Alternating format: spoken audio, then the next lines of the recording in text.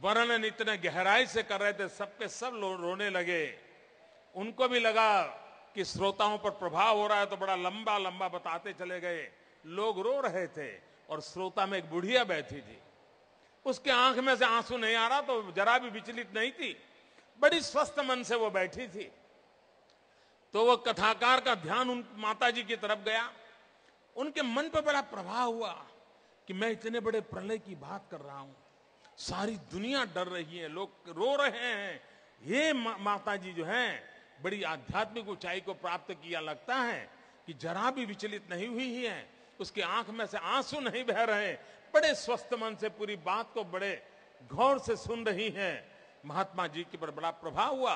कथा समाप्त होने के बाद महात्मा जी उतर करके उस मां के पास चले गए, उसके पैर छू लिए और मां को पूछा, मां मैं बहुत प्रभावित हूं आपसे, आपके भीतर कोई आध्यात्मिक शक्ति लगती है कि मैं प्रलय की इतनी बड़ी बात कर रहा था लेकिन आप विचलित नहीं हुई, मैं जानना चाहता हूं ये कौन सी शक्ति का राज है। उस माता जी ने कहा, महाराज जी आपने कहा था बड़ा प्रलय आने वाला, इस गांव के अंदर सब नष्ट होने वाला है, तो मुझे चिंता करने का कारण नहीं था, क्योंकि मैं तो दूसरे गांव से आई हूं। हमारे यहां भी कभी कभी ऐसी बात होती है तो बैठे हुए लोगों को लगता है ये तो किसी और के लिए हो रहा है, मुझे कुछ करना नहीं है। पेड़ जिसको बचाना होगा बचाएगा, पानी जिसको बचाना होगा वो बचाएगा, बिजली जिसको बचानी हो बचाएगा, बेटी जिसको बचानी होगी बचाएगा, मुझे तो ऐसे ही जिंदगी गुजारा करते चलना है। भाइयों बहनों, इससे दुनिया बदलती नहीं है। दुनिया तब बदलती है जब हम बदलाव की शुरुआत करते हैं, हम परिवर्तन के प्रहरी बनते हैं, तभी तो परिवर्तन के लिए हम समाज को प्रेरित कर सकते हैं। मुझे विश्वास है कि इस दिया आंदोलन के माध्यम से हम उस चेतना को जगाने में सफल होंगे। मैं एक और बात बताना चाहता हूं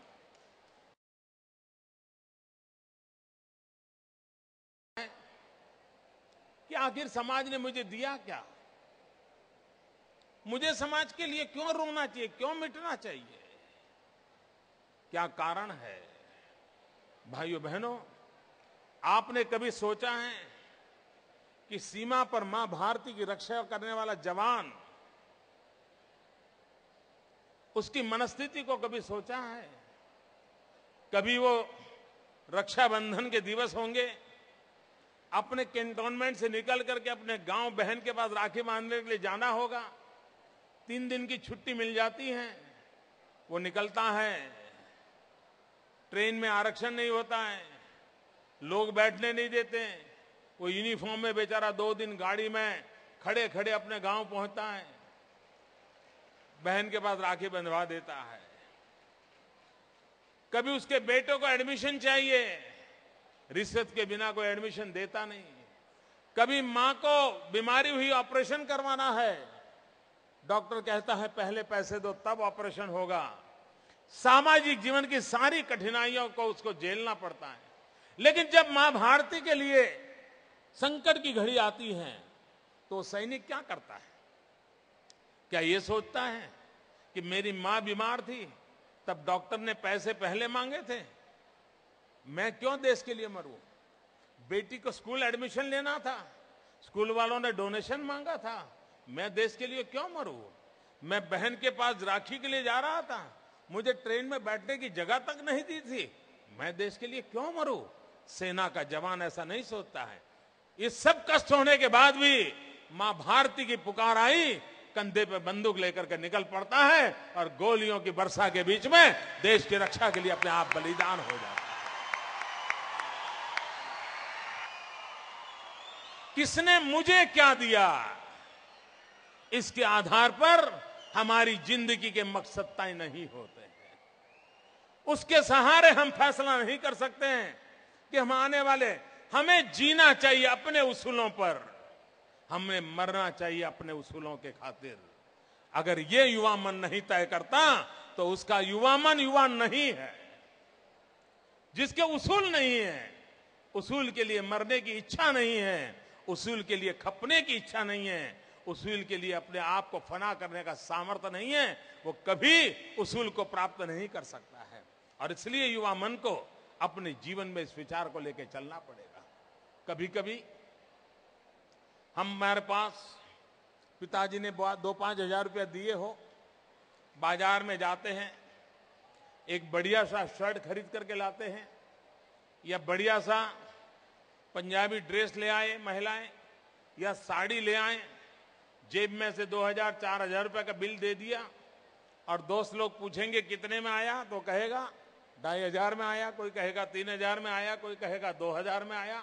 नहीं अभी अभी पिताजी ने पैसे दिए थे इसलिए आया।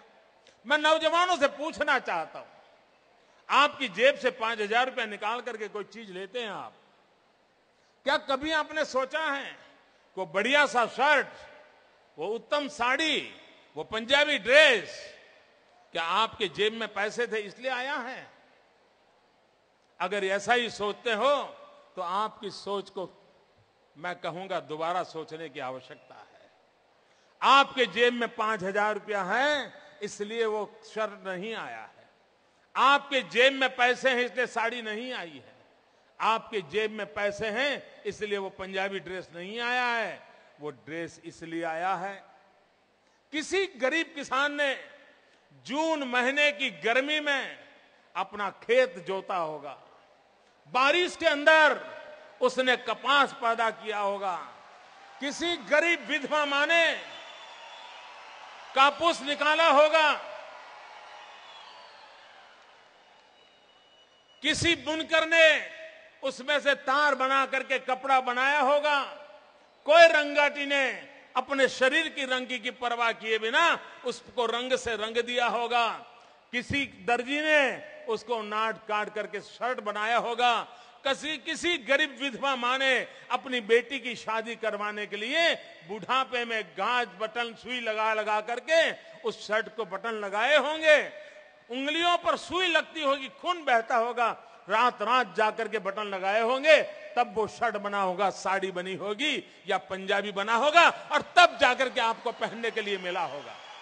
आपके 5000 रुपयों के कारण नहीं मिलता है, समाज इतना सारा करता है तब मिलता है।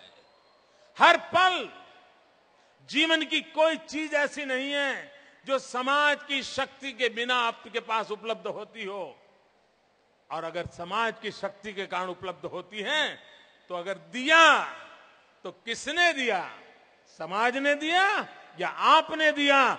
ये दिया पूछ लें तो पता चलेगा कि जाने का रास्ता कहां हो सकता है।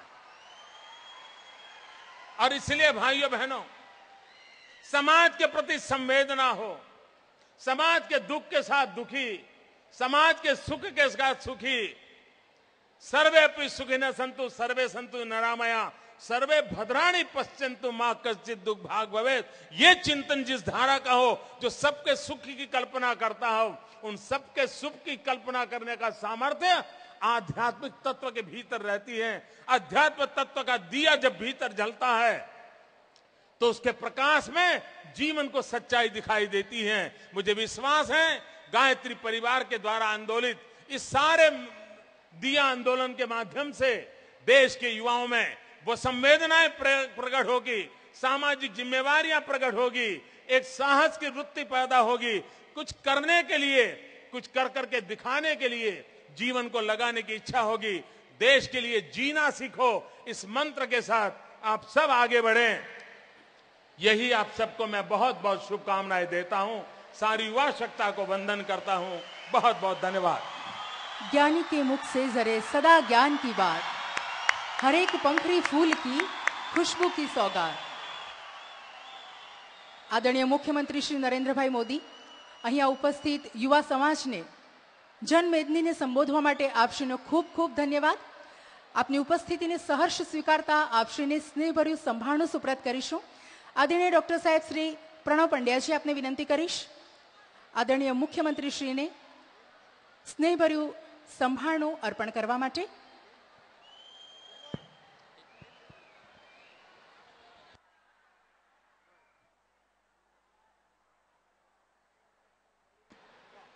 फोटोग्राफर भाई लोगों से विनती है, मीडिया के लोगों से विनती है कि कृपया आगे की जगह आप खाली करें। अब आगे का कार्यक्रम है रिदमिक योग। देव संस्कृति विश्वविद्यालय के विद्यार्थियों द्वारा योगासन में ज्यादातर पशुओं के आसन होते हैं, प्राणियों की आकृति हमें बनानी पड़ती है, जैसे मयूरासन, कुकुटासन, भुजंगासन, उष्ट्रासन। इसका मतलब